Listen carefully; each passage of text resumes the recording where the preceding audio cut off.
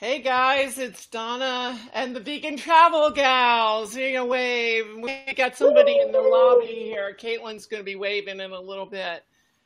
This is our premier, first ever vegan travel chat, monthly chat that we're doing, and we hope to have some other guests on as well. And I want to introduce everyone. I don't want to end the broadcast. The first person we have is Kristen A. Actually, I'm going to put all our names in here. Can we all see that? Yeah. And Kristen has a website called Will Travel for Vegan Food, and she does a lot of blogging and vlog. Is it vlogging is more of the? There we go. Vlogging is more of the term, right? Would you say? Vlogging, or yeah, I guess I've transitioned over the past 6 years of traveling full time and living nomadically. I've moved more to video blogs versus written blogs. Yeah. Yeah. And you're going to have your own, maybe. Maybe we'll see. We'll see. Maybe we'll get her on the travel channel soon. And Wendy Warneth, and she is with the Nomadic Vegan. Mm-hmm. And I'm just going to put this link on here so you guys see it. Have to make sure that I don't end podcast or broadcast. So here we go. And Wendy, why don't you tell us a little bit about yourself? Sure. So I run the website called The Nomadic Vegan, which is, unlike Kristen, mine is more focused on writing, although I am starting to get into video a little bit.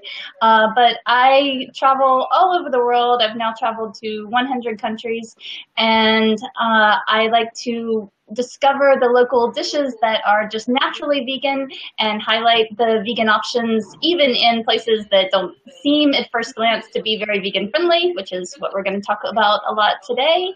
And I show people how they can be vegan anywhere and spread compassion everywhere. And I just wrote a book called Veggie Planet, which we can talk about a little bit more, but you can download a free chapter if you want at thenomadicvegan.com/veggieplanet. And that basically highlights, as I was saying, a lot of the many traditional vegan dishes in popular cuisines all around the world that happen to be vegan. And I am with Green Earth Travel. We are a first travel agency. I forgot to put my page up here. Travel.com is the page. Hold on one second here, and we'll show it. And I will give you Caitlin's information, but I'm going to introduce her in a few minutes after we start chatting. Actually, maybe I can bring her in for a moment, and then I'll bring you back in. Is that okay? We do that? I'll swap you out for a minute. Okay.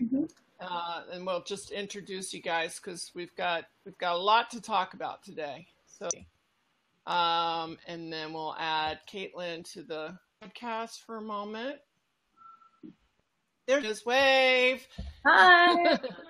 This is Caitlin Gu, and she is the whoops, what is this? I'm going to her page up here so you see it. I'm so afraid that I'm going to hit podcast on here. She is the blogger for In Word, and she's also an author. And you want to tell us something about yourself?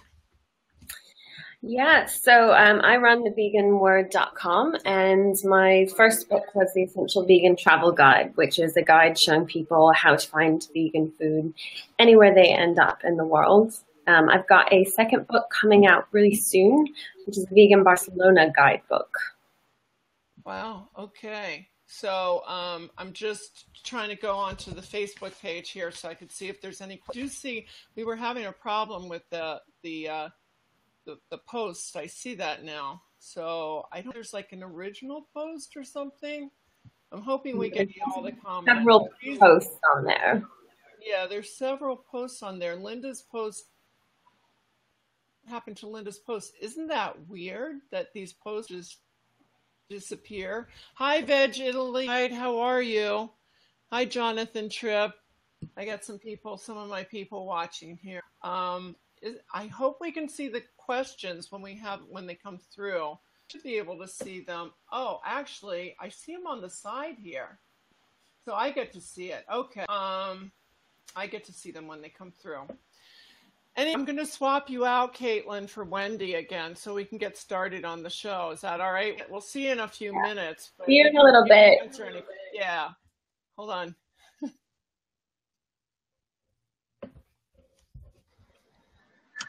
Am I back? Okay, there we are. Wendy's back on. I'm going to hide, or actually we can just keep it up there. We'll get Caitlin some, what happened to Kristen? Uh-oh. Kristen, where are you? Oh dear. You know, there's always some tech going on. Yeah. I don't know where she is. Well, I can start if you want, and then hopefully she can rejoin us. Yes, hopefully. And actually what I'll do is Caitlin on there. I don't know what happened. The first one. All right. It's now saying they only have. It's actually maybe only saying connection dropped out. Maybe it's her internet dropped out or something. Maybe.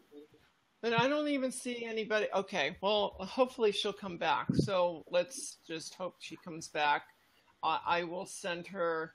Actually, she should have the link. So, Kristen, if you can't hear me, if you could send me a Facebook message, that would be. So we're going to start with Wendy. And Wendy, so our talk today is, oh, wait, here she is. She's, I know, her Wi-Fi dropped. Okay. Well, we'll be waiting for you. So, okay. Hope to get on. Let me see. Yeah, of course. Technology. She said, of course this happens. It's the first time in 3 weeks she's been living here. My Wi-Fi did drop out yesterday, so hopefully it doesn't happen today. Okay, well, hopefully she's coming back on in a moment.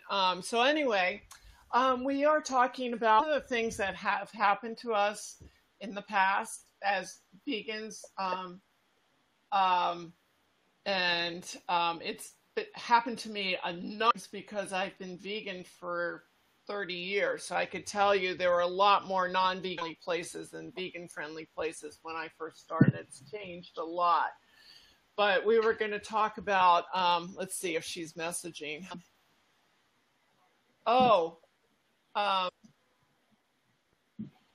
Yeah, can you get on? Hold on.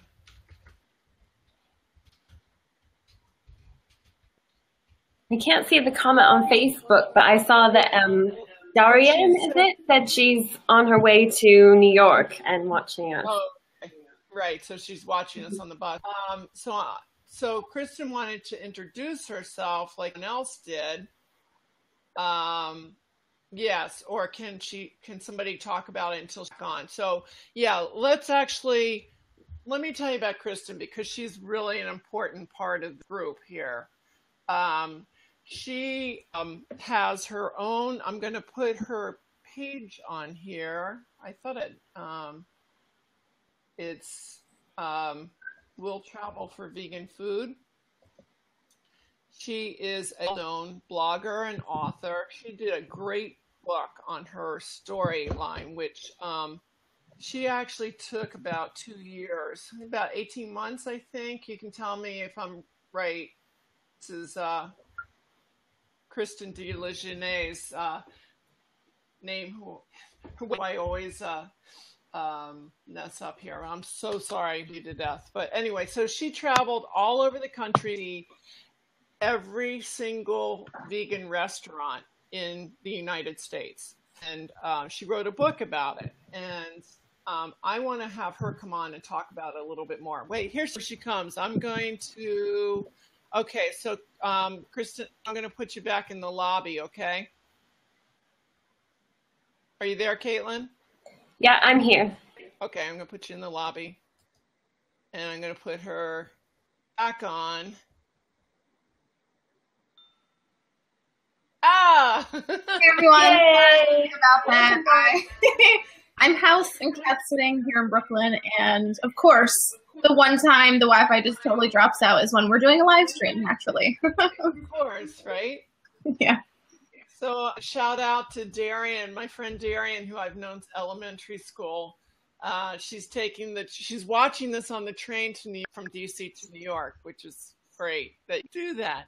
Anyway, so Kristen, please tell us about yourself. I put your link up there. People can see it. Well, thanks. So yeah, I started traveling in 2011. I had quit my job, moved into a van, and spent 2 years traveling around the country to try to eat at every vegan restaurant in the U.S. And so mission accomplished. I finished that project in 2013, wrote a memoir about it called We'll Travel for Vegan Food. And since then, I've been kind of nomading around both the U.S. and spent most of 2016 abroad. And that's the real short story of That's it. the short story. Yeah. It was like we could go for hours. We already did that a few weeks ago. It was a great show. So we're here to talk about non-vegan friendly places today. And as I was talking about 30 years ago, they were non-vegan friendly. And it was really hard to find food except for, in the big cities. And even then it was a little tough. So, I guess, Wendy, if you want to start, you have a couple of interesting places that you want to talk. And you said you had a funny story. You had gone to Alabama. You're from Alabama, right? Are you from Alabama? I am from Alabama. I was born there and lived there until I was 18, but I wasn't vegan back then. So it was actually Kristen who said that she's been to Alabama more recently and has a story to tell about that, which I am very eager to hear. I'm getting this all mixed up. You were going to talk about Switzerland, right? So why don't we do Switzerland, and then we'll go to Kristen without her fun Alabama story. Okay, great. So yes, I was actually living in Switzerland when I became vegan and continued to live there for another 2 years or so, the first couple of years that I was vegan. And yes, traditional Swiss cuisine is definitely not vegan friendly. As you can understand just from the geographic location, I mean, it's a country that's largely made up of mountains, and it's very mountainous terrain that's not conducive to growing many fruits and vegetables. It's much more conducive to raising animals for food, and so that's what happens. And the food is very much based on meat and cheese even more so.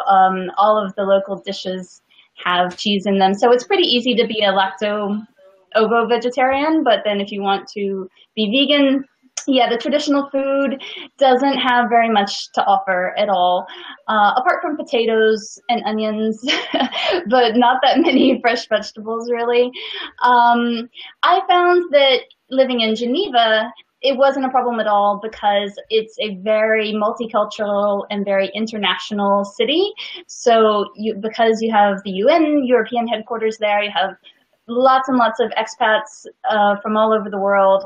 And so you can find pretty much any ethnic cuisine that you can imagine.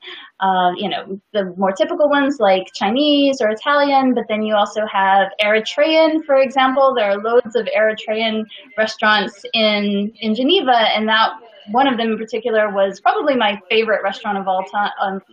Of all of the restaurants in Geneva, and I eat there very regularly. They had a great buffet, and more than half of the buffet was vegan.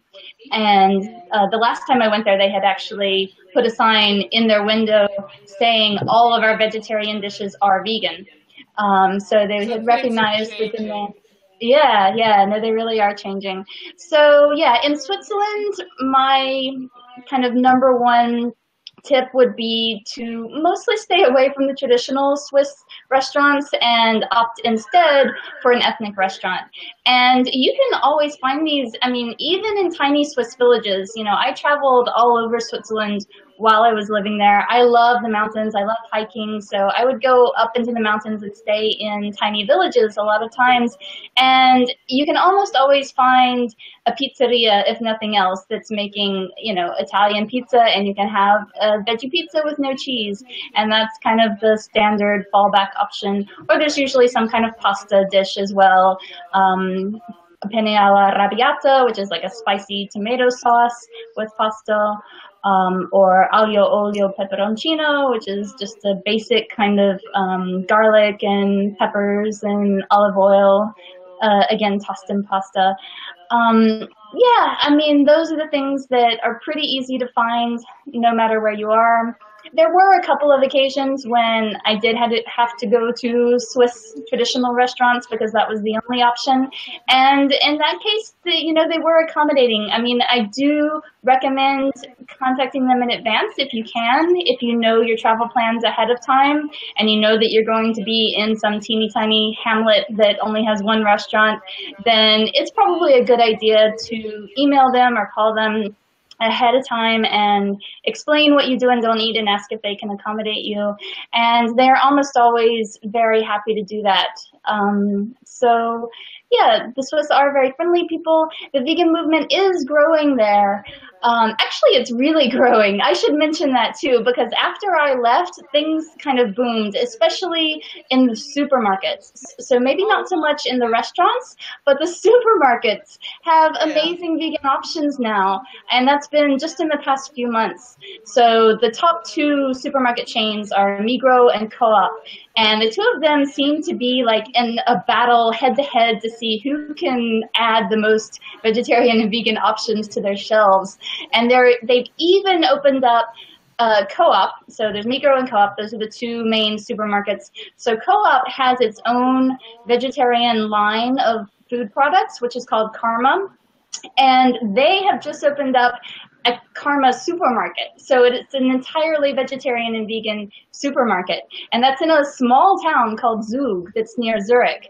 So yeah, things are really changing there for the better. And you can absolutely, you know, self-cater and cook your own meals. You can find lots of great things to cook from in the supermarkets. And that's, of course, going to keep your bill down, too, because Switzerland is a pretty expensive place to travel around. So if you can stay in Airbnbs or places where you have a kitchen and just cook, you know, with the ingredients that you find in the supermarket, then that's a great way to do it. Yeah. Switzerland is one of the most expensive countries. We have somebody who's from Switzerland, Sven. Oh, great. Hi, Sven. Do you know Sven? No, but I'm happy to meet him. Where in Switzerland is he from? I don't know. It's a delay. Answer in about 20 seconds here. But so Yeah. That's great.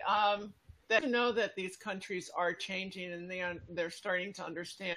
Some of the states, however, which is going to talk to us. Zurich. Oh, he's from Zurich. Great. Kristen's going to talk to us about little snafu in Alabama.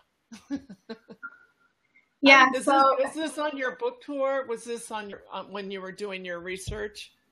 No. So this was during the road trip, like the actual what kickstarted all of my travel adventures. So this would have been, I guess, in 2012 that this happened. So we're talking today about places that can be challenging to find vegan food. And so as you can imagine, a lot of the middle of the U.S. can be a bit challenging, depending on what city you're in and what state. And so I was excited.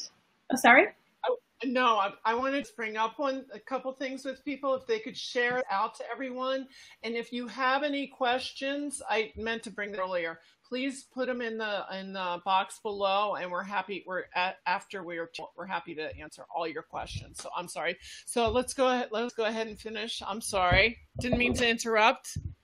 No problem. So I was excited when I learned that there was a vegan restaurant in Alabama, because when I was planning my travels, which ended up taking me through all 50 states, so I had time to make my way through the whole country, and I thought, okay, what am I going to find in Alabama? And then I believe it was through Happy Cow and or Yelp, or possibly someone who recommended to me, because before I would enter each new state, as I was journeying through, I would ask everyone on Facebook where I should stop. And so this raw health food restaurant popped up on my radar, and at the moment, I don't remember the city or the town that it was in, but I did write about this in my memoir, so I really want to check it out. And when I arrived at the restaurant, it was completely closed, and that was something that had come up. Not completely closed. It was closed for the day. And that was something that had come up a lot in my travels throughout the U.S. of restaurants either not being open when they said they were going to, or they had completely shut down, or they were in a different location. But anyway, that was a few years ago. So hopefully resources today are different. But when I got there, it was closed. I sat on the front steps of the restaurant and I ate some leftovers that I had from my previous destination. And as I was sitting there, this woman comes running across the street and she was like, "You have to leave. You have to get out of here. What are you doing here?" And I said, I don't know. I'm traveling through. She was like, "There's a murderer on the loose. You have to go. There's someone killing everyone." And I was like, "What?" She's like, "You want food?" And then she runs into the restaurant. Apparently she worked there and lived across the street. She went to the restaurant and like piled a to-go container full of food and gave it to me. I don't even think she charged me. And basically like pushed me back into the van. And she was like, you have to get out of here. And I was like, all right. So then I continued on. And I did look it up later that there was someone who unfortunately had, I believe, murdered his girlfriend or wife, and he was on the loose. He wasn't going around like killing a bunch of people like everyone was worried was happening. He was just basically hiding from authorities. So anyhow, that was my only stop and experience in Alabama.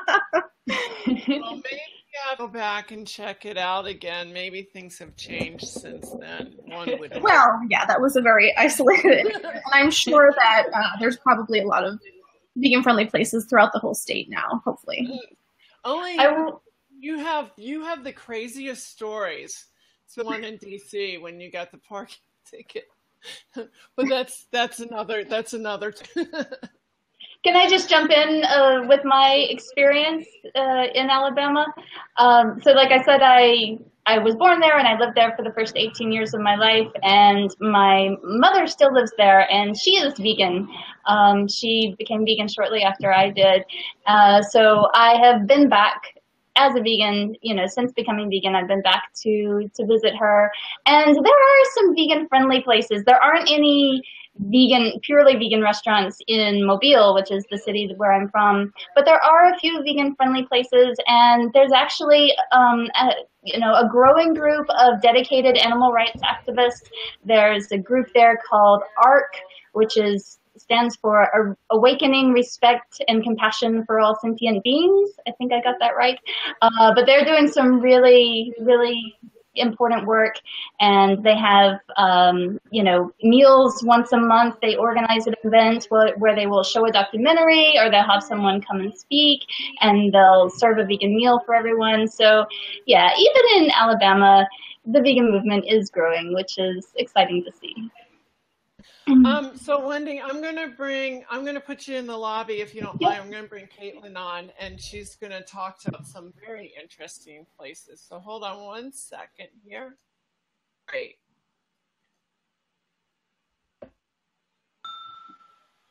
There it is. Hello. I'm gonna put this is Caitlin Koo, everyone, and I'm gonna put Caitlin's website up here in a second and put her name on there. And Donna, while you're doing that, I'll just say, so for those of you who are just tuning in, welcome to Vegan Travel Gals. We are hoping to meet once a month to chat live with you and with each other about vegan travel-y things. And just so you know kind of what's happening here. So we're using a third-party app that enables us to have multiple people chatting at one time. However, we can only have 3 at a time. That's our limit. So that's why Donna keeps saying, someone's in the lobby, we're going to bring someone in and out, because unfortunately we can only have 3 of us in at a time. So that's what's going on that end. Thank you. Caitlin, welcome. Thank you. And if you're watching us and you have a question, post it on Facebook and we will see it on the screen so we can answer your question. And thank you for watching the replay viewers. For all of you that didn't get a chance to watch it live, hope you enjoy this later on today when you can watch it tonight. So, Caitlin, you have some interesting combination. One I've been to and one I have not. You have had some interesting things with Romania and France, which I've had interesting stuff with France as well, but I'll let you tell yours here. Yes, you haven't been to Romania, I guess. You've been to I have French cousins, so I have, but I have an interesting story on that. But anyway, yes, please, Pat. Yes, so I was going to talk about Romania first. So I used to work with someone who was from Romania, and she was always talking about Transylvania in particular, which is where Dracula is famously from.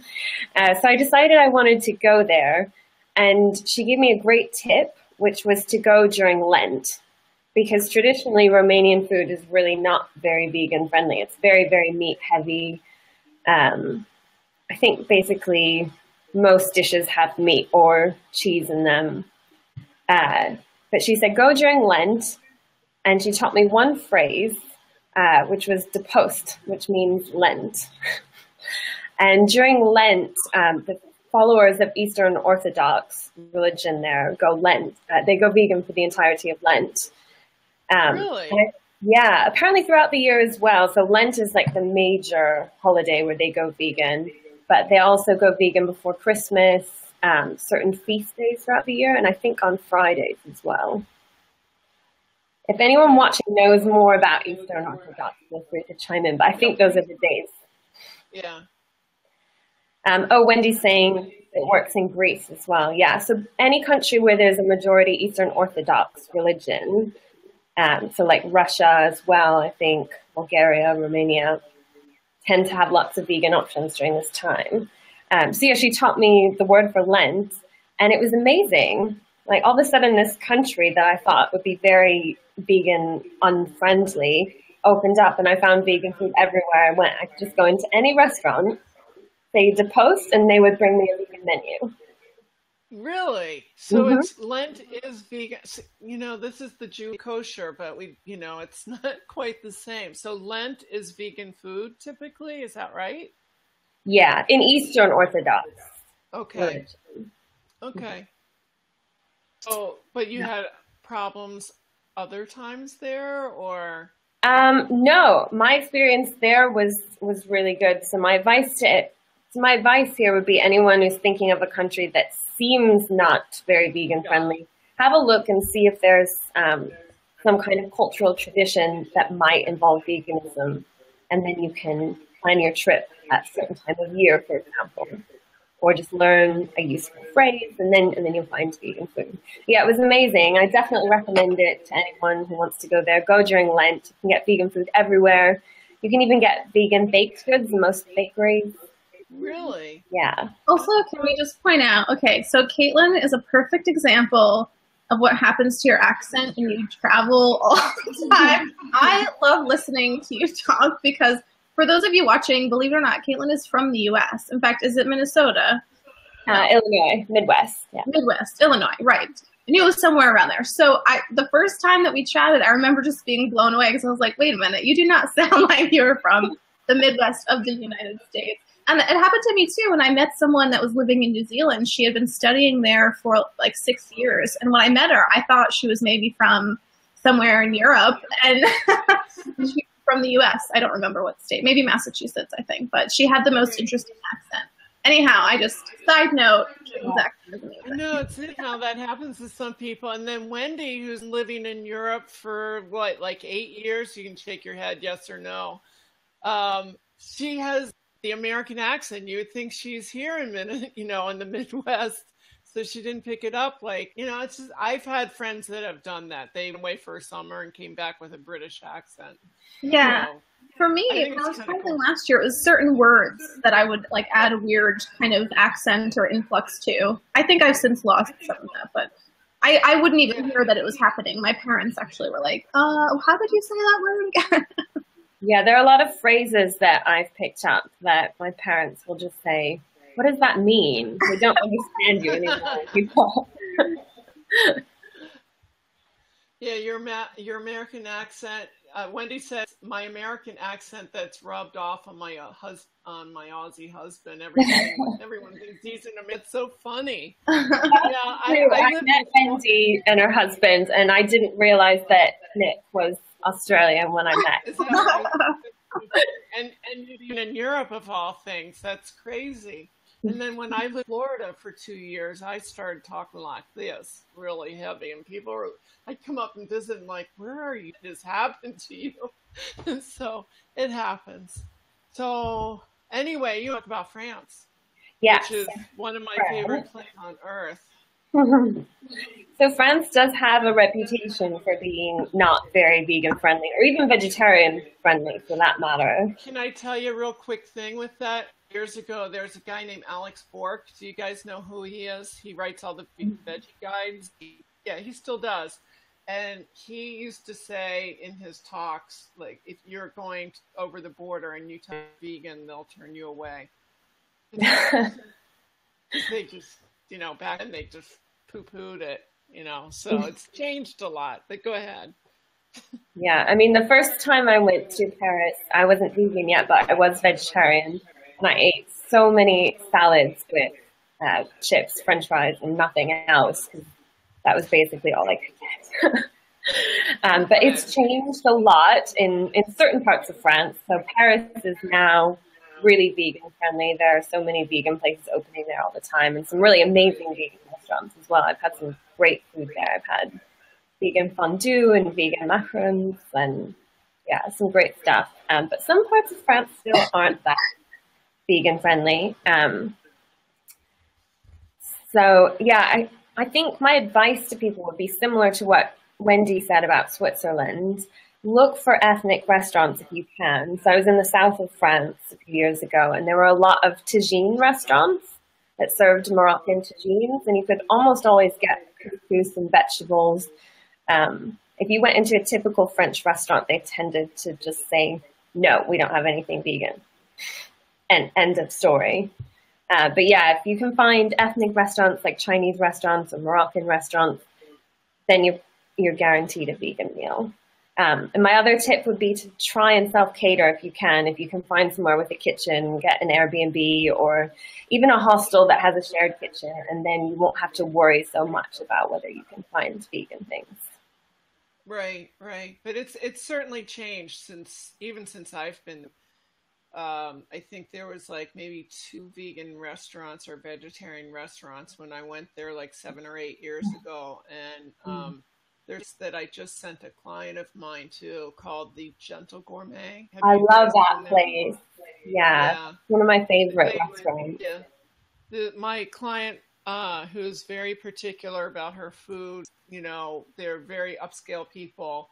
And they've traveled all around the world, and she said that was by far the best vegan food I had. That was in Paris? Yeah, it's in Paris. In Paris, yeah. I for the owner, so yes, she's very good care of them, and awesome. So I was if you go there, let me know. I was there maybe, I think, 5 or 6 years ago, and there were a few vegan-friendly places. But I will tell you, the Loving Hut that I went to there was phenomenal. Loving Hut rocks all the time, no matter what.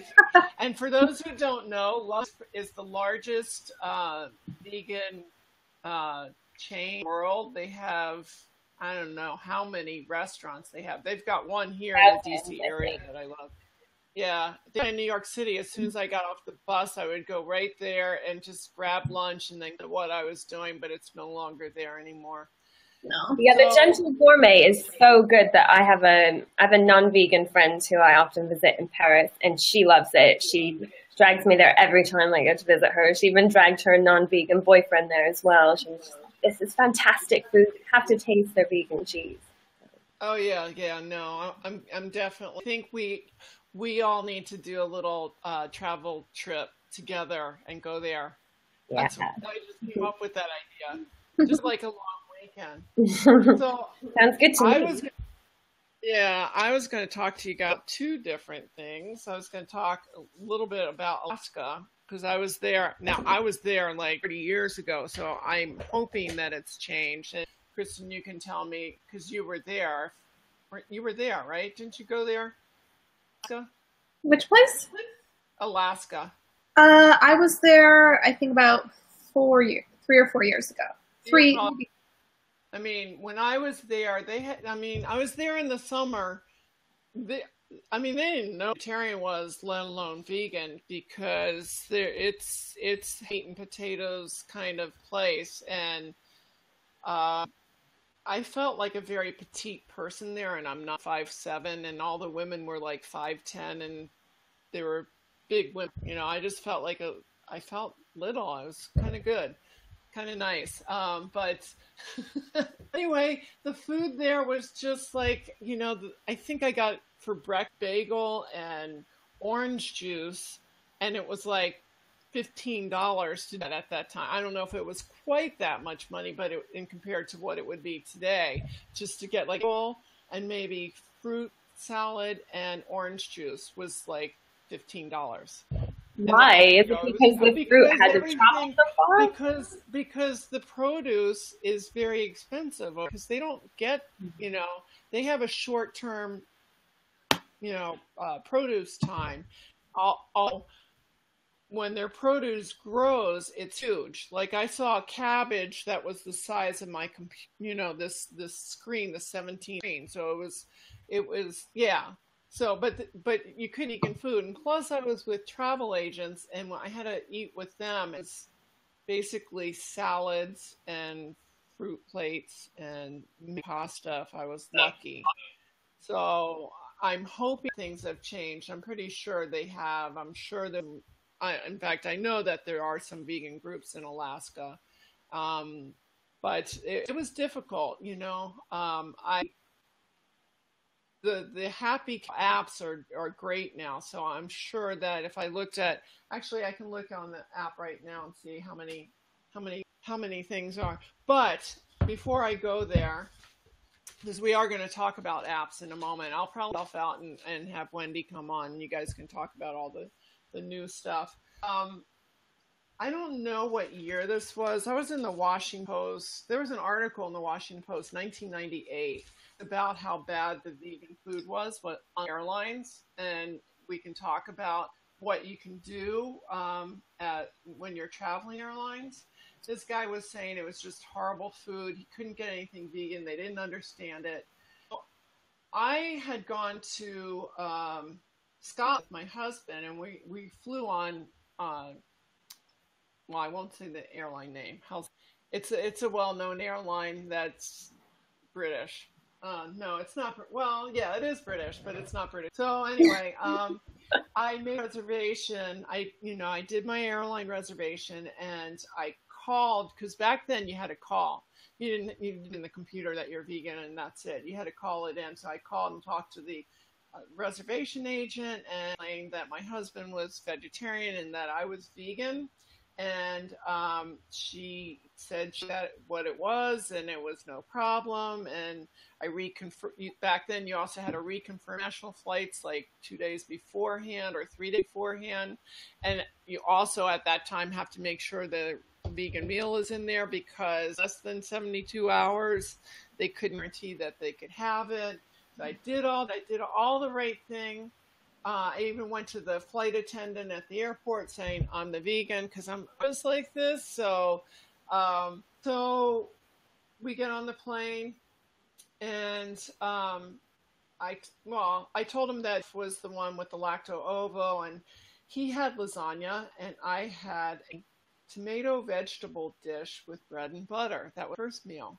I was like, no, this doesn't work. And, I looked on the package and it's vegan, well, obviously wasn't vegan, and I let them know, and they tried to help me out the best they could. On the way home, they gave my husband a cheese omelet. I know he's gross. We won't go. And they gave me cereal, goat's milk. And it said vegan on there. And then, for lunch, let's see, he got a cheese sandwich, and I got a sandwich, which again said vegan, but it had mayonnaise in it. I'm reading all this now because I totally forgot this.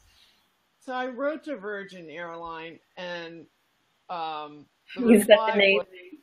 I'm sorry. Oops. bleep it out. I wrote to the airline, and the reply was from a customer service telling me how sorry she was, and she fully understood. Since she was a vegetarian herself, she was a vegetarian herself. That's it. So I basically, first off, airlines don't really give much food anymore anyway, unless you're doing national, which is what I was doing. But I highly recommend put in VGML for the code when you're online. That's your vegan meal. They're different codes. VLML is for lacto, and I mean there's a whole list of codes, but VGL is for vegan. And make sure when you're checking in the night before it's in there, and then letting the attendant know that you're vegan. Also bringing vegan food with you, because you never know what their idea of vegan is what your idea of vegan is. So bring you bring liquids, but you can bring vegan bars or nuts. I don't know. You guys might have some other suggestions on what foods that eat on the airlines, but so that's my story. So I would also say just be really careful about the condiments on the side, because I don't know if people have noticed this before, but sometimes you'll get condiments that are vegan, and sometimes they'll give you like margarine that has dairy in it, or salad dressing that has dairy in it as well. And I spoke to a flight attendant recently about why that happens. And she told me that basically every airline has a catering company in their local destination that puts all the meals together. Some of them have more knowledge of veganism than others. He also said, depending on the airline, higher-end airlines tend to have the whole meal packaged together for them, but some of the less expensive airlines will add the condiments later. And if the people adding the condiments aren't aware of what veganism is, they'll just shove all the condiments onto all the meals, regardless of what dietary requirements the meals say they have on them. So always check the condiments before you consume them. Right. And I bring food, but I do notice that when I do vegan meal, all these people get really jealous. They all look at me like, I want one of those. Well, you should have. Because you get it first as well. You get it first, and it's different. So everyone gets it. And it's different. They're like, oh, why is she getting different? I did meet a vegan family once who they travel with their kids, and they would just pack separate carry-on suitcases full of food, so that they would never have to worry about, if they didn't get the right meal or something like that. And I thought that was a pretty good idea, even though you might have to pay to bring that on when you've got some kids with you that might be cranky or getting tired or hungry. I think it makes a lot of sense. She would just bring a separate suitcase just for a bunch of snacks and food. I thought that was a good idea. So we had a few questions, and I think I'll bring Wendy on, and I'll take myself out in the lobby. I think the questions were about the apps. It was Linda. I'm hoping that she said she wanted to she uses the Happy Cow app, buying vegan friendly food, but if you have any other apps, she would love your advice. So I'm going to take myself out of here. I'm going to put Wendy in, and then you can answer, you all can answer that. And then I'm going to talk to you about cruise lines. So hold on just one moment. And Kristen, if you want to make that announcement again, great.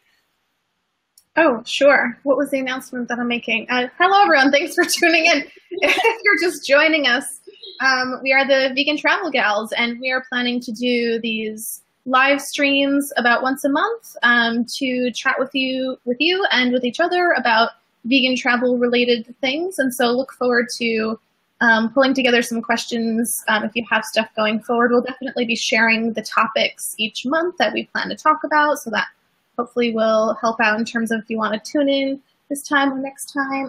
Welcome back, Wendy, to the chat. And actually, before we answer app questions, I've been wanting to jump back in on the Alaska thing. I just wasn't sure when I should jump back in there, but I just wanted to make a couple notes about that, because Donna had said a few minutes ago that she'd struggled in Alaska, finding some places. And so when I was there, I'm pretty sure it was in 2014. And I found that in Anchorage and Fairbanks, there were a couple of vegan-friendly restaurants, and there was also really great health food store in Fairbanks. So if you're traveling through there at all, which you might if you fly into Anchorage and then say get a rental car and drive up through Denali National Park and then onto Fairbanks, there's a gorgeous health food store, and I found a bunch of vegan things there. And also, surprisingly, when I made it down to Homer, Alaska, which is one of the most southern points of the state, there was, after days of searching and getting cranky of not finding vegan stuff around that town, which is a cute, adorable coastal town, by the way. I happened upon this cafe that had the word vegan on some of their items. They had some sandwiches and some pastries that were vegan, and I hope that it's still there because I loved that place and the owners were so nice, and it turned out to be a great coffee shop as well and a nice place if you needed to charge electronics or do some blogging or work or something like that. So just some side notes about Alaska, that was a few years ago, that it was like, it was mediocre experience. So hopefully now there's a few more options, but as always, planning ahead, packing snacks. You can always find fresh fruit and veggies at most grocery stores, so that's always an option too. So anyhow, back to it. I think Donna, so we had a question about apps, travel apps, yes? Yeah, so I can speak about a couple of apps that I use regularly, and then you girls can probably add some more. I'm not a huge smartphone user, to be honest. I much prefer to be on my computer when possible. So I know there are lots of apps out there that I don't use that much, but two that I do use are the Vegan Passport, and that, if you don't want it as an app, it is also available in a hard copy. There's a kind of paperback brochure. Oh, you have it there. Okay, excellent. So Caitlin is holding up the Vegan Passport. So yeah, you can see it's just a little, it's about the size of a typical phrase book that you might bring along with you when you're traveling to a country where you don't speak the language, except that this is not for just one language. It's for, Caitlin, do you know exactly how many? I think it's about 85 languages that it covers. Yeah, this one says 73. Okay. Old edition. Yeah. Right. So I think in the latest edition, they've added more languages as well. So it covers like 95% of the people in the world speak one of the languages that is in the Vegan Passport. Donna says she has one from the early 1990s. So yeah, they've been around for a long time. They're produced by the Vegan Society in the UK. And for a long time, it was just the paper version. But recently, they created an app, I think maybe a year ago or so. And that's really handy to have on your phone. So what it is, it doesn't just say, I am vegan in 70-something languages. It actually explains what that means, because a lot of people don't know. And even if you say the word in their language, they may not be familiar with it, or there might not be a word yet for vegan in their language. So it explains, you know, I don't eat this or this or this, but I do eat this or this or this, you know, and gives examples of chickpeas and other legumes and grains and pasta and things like that, and asks, you know, could you create a meal for me with those ingredients? And then the person that you're interacting with in a restaurant can either say yes or no. And then there's also another page, even if the language barrier is just not coming down, you can use this page that doesn't use any words at all. So it has one side of the page has, there you go, that's the one. So on one side you have the happy face, and it's surrounded by all the yummy veggies and the fruits and the grains and all the vegan foods. And on the other side you have the big sad face that is surrounded by the animals and their bodily secretions that we don't want in our food. So that is a really good way to get the point across if you're having trouble doing it with words. So that's one app. And then my other app that I would recommend is actually the Google Translate app, which comes in really handy. It has an OCR function, so you can hold it up to a menu or a street sign or anything that has words on it that you want to be able to translate, and it will just do it right before your eyes. It's kind of like stepping into the future. It's pretty crazy. It doesn't work for all languages, or maybe it does, but then it doesn't work offline for all languages, but there are some languages, the more common ones, you can download the file beforehand so that it will work even when you're offline, because if you're traveling in another country, then you likely don't have a data service on your phone. So that is really, really useful for checking ingredient labels in the grocery stores and for deciphering menus. So those are my two. And Caitlin or Kristen, do you have any other apps that you would recommend?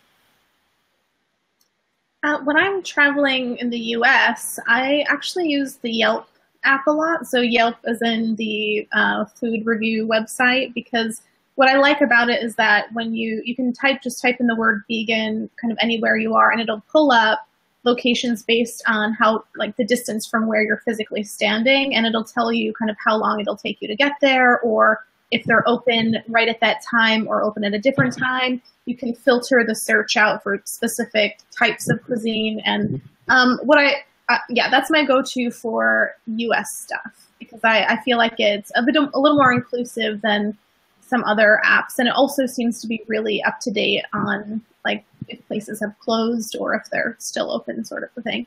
And then other than that, I just use Google Maps a lot, actually, because you can also search vegan in the app itself, even though it's intended for like a specific address destination.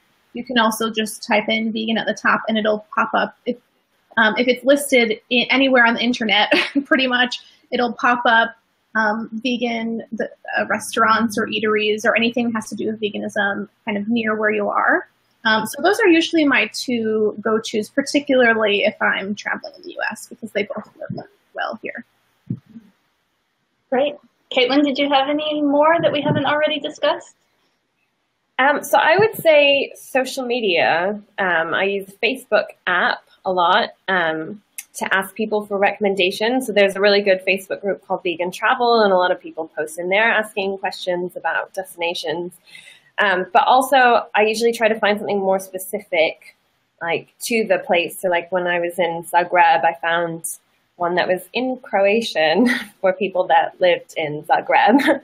But luckily, people in there spoke English, and they were happy to answer my questions.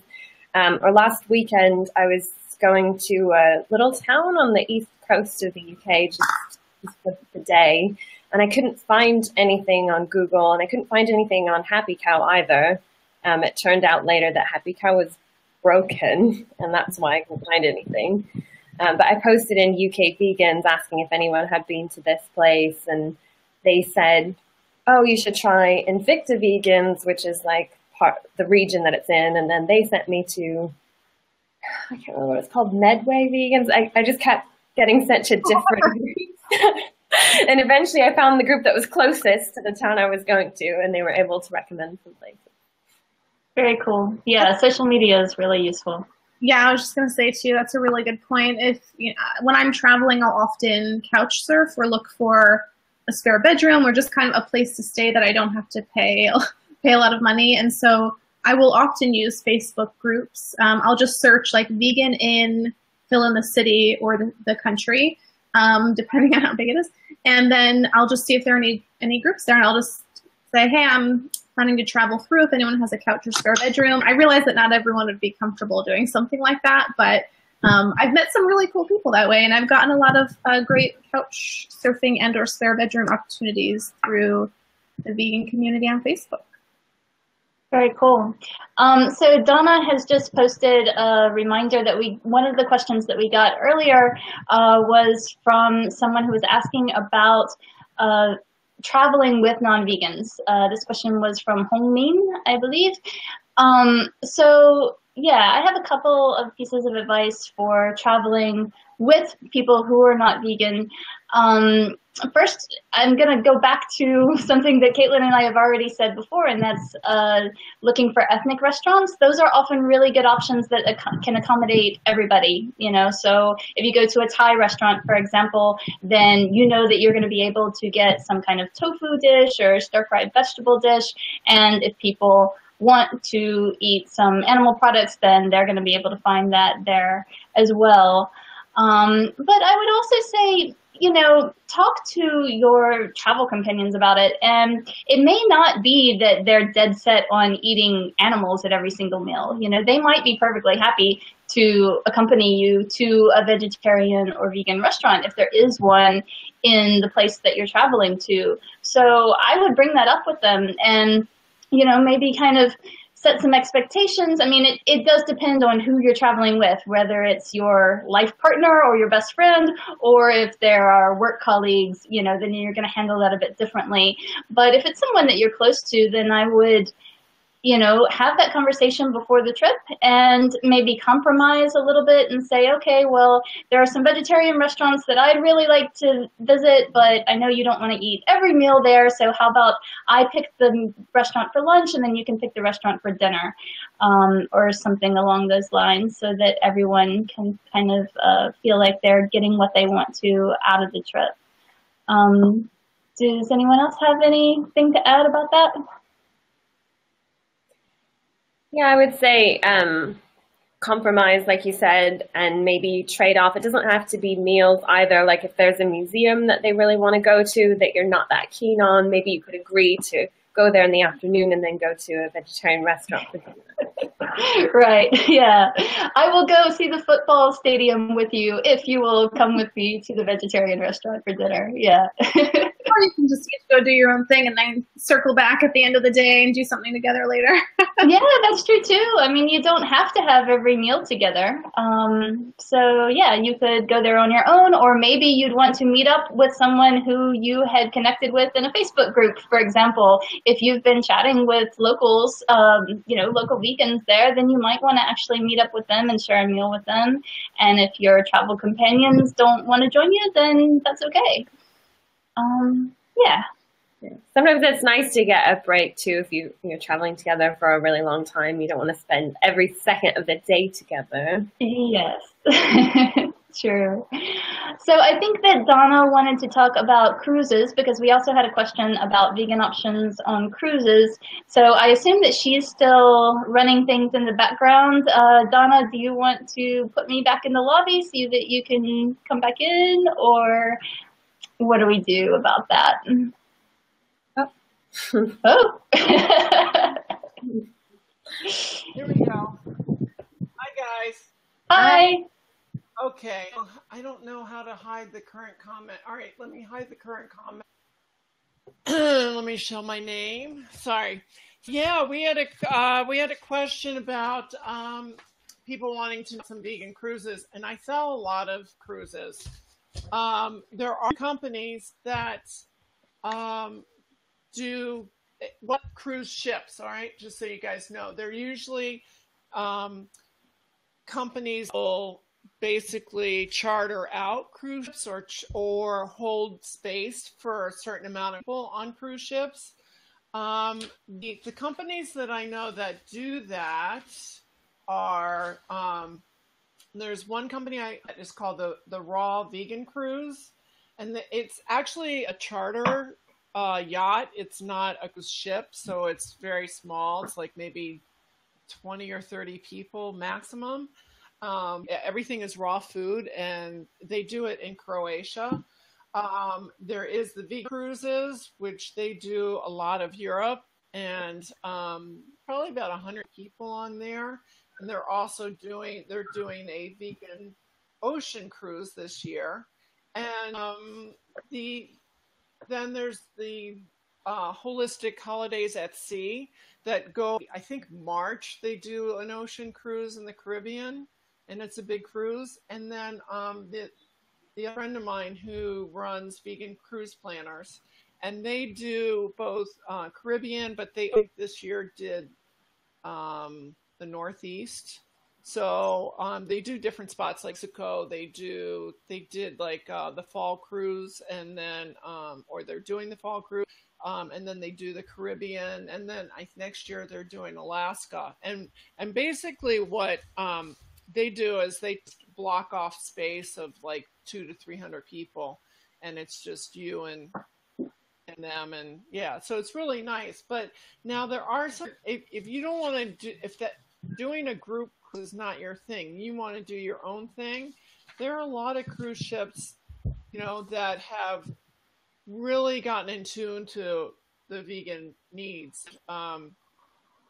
The first one that comes to mind with me is I have one client that just is like 3 times a year, and she's a vegan, and so she's actually becoming a cruise expert in some ways. I tell her when she retires, she's going to come work for me, and no, she's just going to cruise for the rest of her life. But the one cruise ship that she started doing a couple years ago that she absolutely adores, and they just came out with it this year, is Oceania Cruises has it's an upscale ship, but they came out with a fully vegan menu, like unheard of. Like most of the cruise ships will have vegan options, and I think Holland America has a vegetarian menu, but not a fully vegan menu. So Oceania would probably be top of my list for the visas if you could afford it. It's a very nice, very beautiful cruise ship. So America does a vegetarian menu, and it has vegan options on it. I haven't taken that cruise ship. I've heard, decent things about it, but they felt like there weren't enough vegan options in there. So maybe now that Oceania's doing it, the rest will start doing this. They're all doing it. They're all having options now. It's just some are better than others. Region 7 Seas Cruises, I really don't know much about. I have a non-vegan client that took their cruise this year, so I didn't really get any feedback. Disney Line, I just had a family come back, and the mother's vegan, and I think the family's vegetarian, and she said the food was fabulous. Overseas is another one. Again, it's very, very upscale, so they have vegans. I've been on Royal Caribbean, and everywhere on Royal Caribbean, there was always like a tofu dish. There's always some kind of vegan dish there, and I didn't even have to ask for it. We could do a whole segment on this alone. You guys and we talked about this, probably should do that. It's very easy to vegan now on the cruise ships. There's really not a problem at all. And the main thing that you have to do is when you talk to your travel agent, let them know you're vegan, and then they have to go to the special services desk to let them know that you're vegan. Get onto the cruise ship, you immediately go to the concierge desk, before the cruise takes off, and you let them know, and you should be fine. And even with that, these days, it really be an issue at all, I don't think.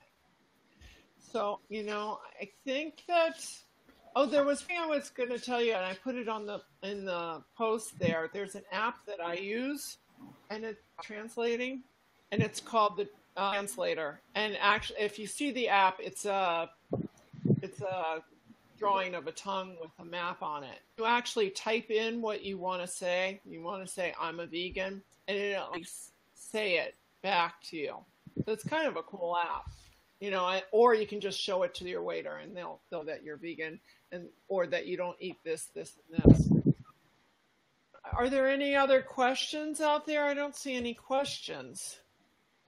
Well, we have been going for about an hour already, so if we have any questions, we'll be happy to answer them. But if not, then maybe it's about time that we wrap it up for today.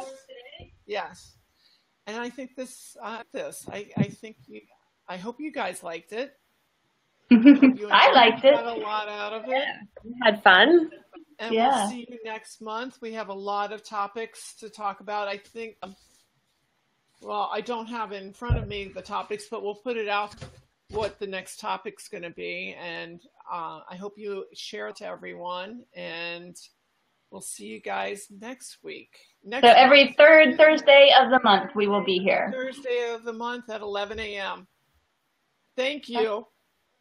All right. Linda said she's ready to book a vegan trip. Yay! Linda's going to India with me. She's going to India with me. So. Oh, fantastic. Nice. That's a great vegan destination. All right. See you next month. Bye. See you guys next month.